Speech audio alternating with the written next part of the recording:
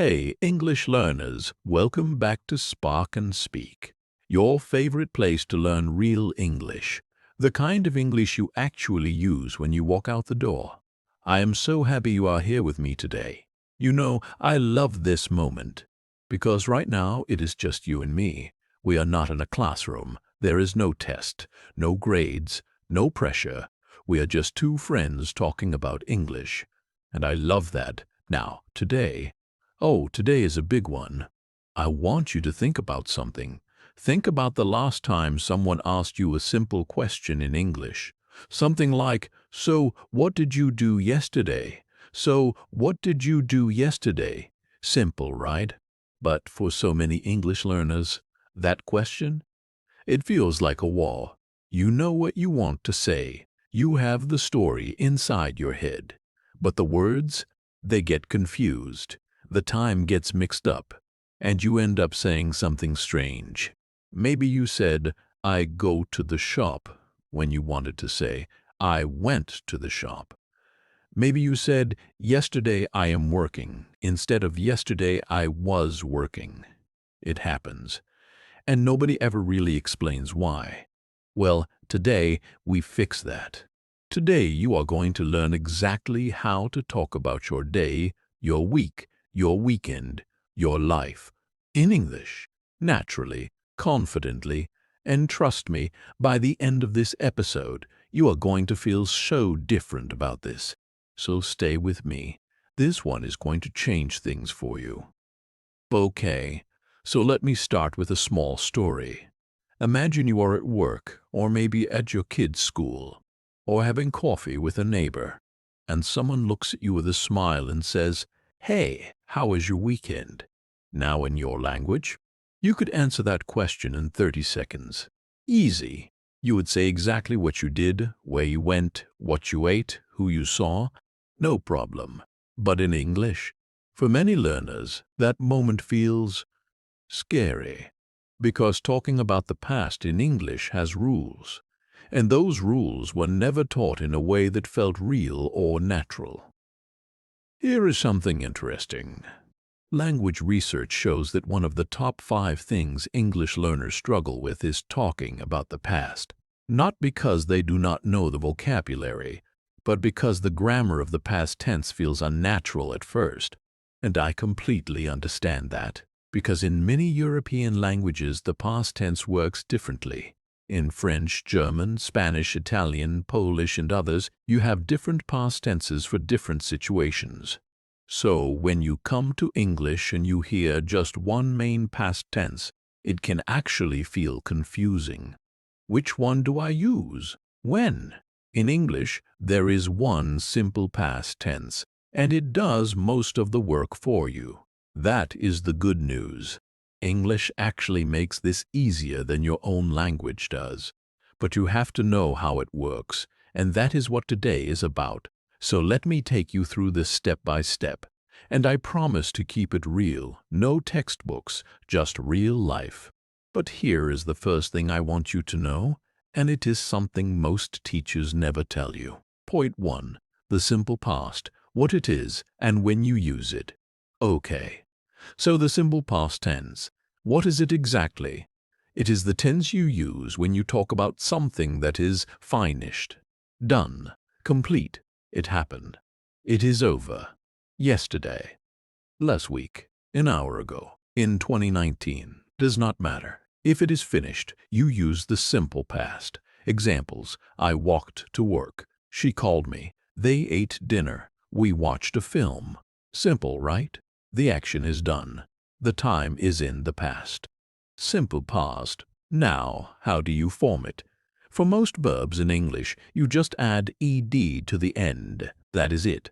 Regular verbs, walk becomes walked, work becomes walked, cook becomes worked, cook becomes worked, cook becomes cooked, watch becomes called. Now here is something real. Imagine you come home after a long day in Amsterdam or Brussels or Warsaw, and your partner asks you, "How was your day?" And you say, "I worked from 9 to 5. I walked to the office. I called my manager. I talked to a client. I cooked dinner. Then I watched something on Netflix. It was a good day. You just used the simple past 7 times in 5 sentences, and you talked about your whole day, naturally. That is the power of this tense. So for regular verbs, just add ed. Easy, but wait, because now we have to talk about the verbs that are not regular. And this is where things get interesting. Point 2. Irregular verbs, the ones you just have to know. Okay, now I have to be honest with you here. English has irregular verbs. These are verbs that do not follow the ed rule. They have their own special past form. And yes, you have to learn them. But the good news, the ones you use every day, there are only about 20 or 30 that really matter for daily conversation. Let me give you the most important ones. The ones you will use every single day. The most common irregular verbs for daily life. Go, went. I went to the supermarket. Have, had I had a coffee this morning. Go, goat, I got your message. See, saw, I saw my neighbor yesterday. Kim, she came to my house. Say, he said he was busy. No, I knew you would ask that. Think, thought, I thought the meeting was at 10. Buy, bought, we bought new furniture. Take, took, I took the train to work. Eat, ate a restaurant. Wake, woke, I woke up at 7. Feel, felt, I felt tired after the gym. Make, she made a cake for the office. Meet, neat, I met an old friend by accident. Now, I know what you might be thinking. That is a lot to remember. But here is the truth. You do not have to learn them all at once. You just have to start using them in real sentences every day, and they will stick. In fact, here is a simple trick. After any day, try to say 5 sentences about what you did, out loud, even alone in your room, even while you are washing the dishes. Just say it. Today I woke up at 7. I had breakfast. I went to work. I met my colleague in the lift. I ate lunch at my desk. 5 sentences every day. And in 2 weeks, you will feel the difference. Try this tonight. Say 5 simple past sentences about your day, out loud, even alone. This is the fastest way to make these verbs feel natural. Okay, so now you know how to talk about what you did. But what about how things were? What about feelings and situations? Because that is the next level, and it is actually really simple. Point 3. Was and were. How to describe the past. This one is short but very important.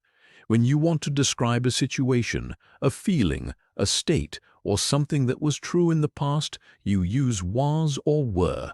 These are the past forms of the verb to be. The rule: I/he, she, it was, you, ways, they, where I was tired. He was late, she was happy. We were at a restaurant, they were very kind. Now look at how naturally this fits into everyday talk. Imagine you are telling a friend about your weekend in Paris. You say, the weather was beautiful. The food was amazing, the people were so friendly. My feet were sore by the end, but I was so happy. You just painted a whole picture using only was and were.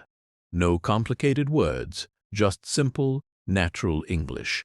And here is something that surprises a lot of learners. In spoken English, people say was and were in almost every conversation about the past. If you can use them correctly and naturally, people will immediately feel that your English is comfortable and confident. Common mistake. Many learners say I were instead of I was. Remember, I was, you were, he was, she was, we were, they were.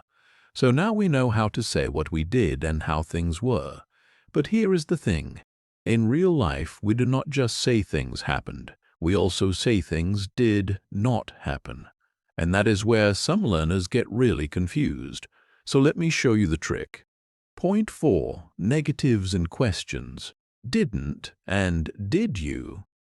Okay, this is a really common problem area. And I hear this mistake from learners all the time. When you want to say something did not happen in the past, what do you say? Many learners say things like, I no went, or I not worked, or yesterday I did not went. These are understandable, but they are not correct. Let me show you the right way. In English, for negatives in the simple past, you use dd in t.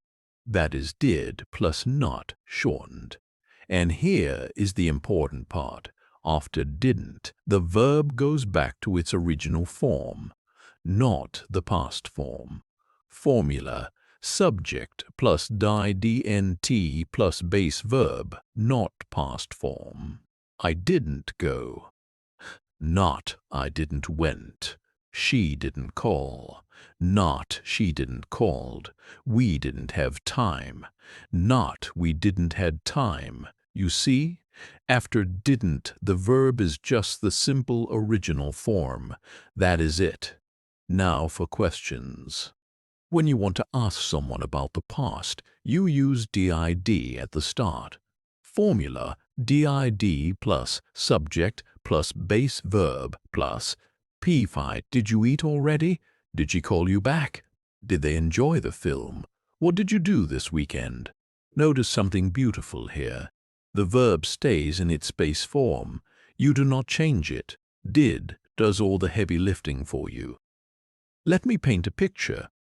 Imagine you are back at work on Monday morning. Your colleague comes in and says, "How was your weekend?" And you say, "It was great actually. I went to a market on Saturday. We didn't plan it, it just happened. We bought some food and walked around. It was so relaxing." Did you do anything nice? That is real, natural English. That is the simple past working perfectly in real life. And now I want to share one more thing. Because there is a tiny word that English learners often forget when they talk about the past.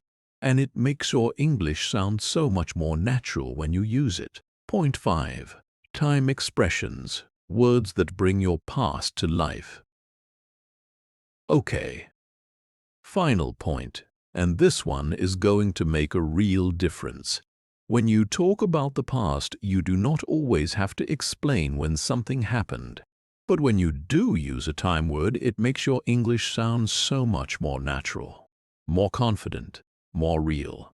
Here are the most common time expressions for talking about the past. Time expressions for the past. Yesterday, I called you yesterday. Last night I watched a documentary. Last week, last month, last year, last week was really busy. This morning I woke up late. 2 days ago I started a new book. A few hours ago I had lunch with my team. In the morning / in the afternoon, in the evening, I cooked pasta. On Saturday, on Saturday we had a barbecue. When I was age/place. When I was in school, I hated mornings. These time expressions are like anchors. They tell your listener exactly when you are talking about, and they make your story easy to follow. Here is a surprising thing. Research on spoken English shows that native speakers use time expressions much more often in casual conversation than most learners expect. They do not just say, "I went." They say, "I went last Tuesday," or "I went a couple of days ago." It sounds more natural, more human. Add a time expression to every past sentence you practice today. It makes your English sound immediately more fluent. Okay, so now you have everything you need. Let me bring it all together for you. All right. What did we learn today? Let me go through it quickly. But keep listening because I am going to end with something that I think will really stick with you. Today's 5 key points. 1. Simple past equals finished actions. Add ed to regular verbs. 2. Irregular verbs have special past forms. Learn the 15 most common ones first. 3. Was for feelings, situations, and descriptions in the past. 4. Didn't plus base verb for negatives. Did plus subject plus base verb for questions. 5. Time expressions make your English sound natural and fluent. Use them every day. You know what I love about the simple past? It unlocks storytelling, and storytelling is how humans connect. When you can say, last weekend I went to, or yesterday I had this funny moment when, you are not just speaking English, you are sharing your life, you are connecting with people around you in real, meaningful ways. And that is what Spark and Speak is all about. Before I go, I want to ask you something, and I would love to read your answer in the comments. Tell me, what did you do yesterday? Write it in English.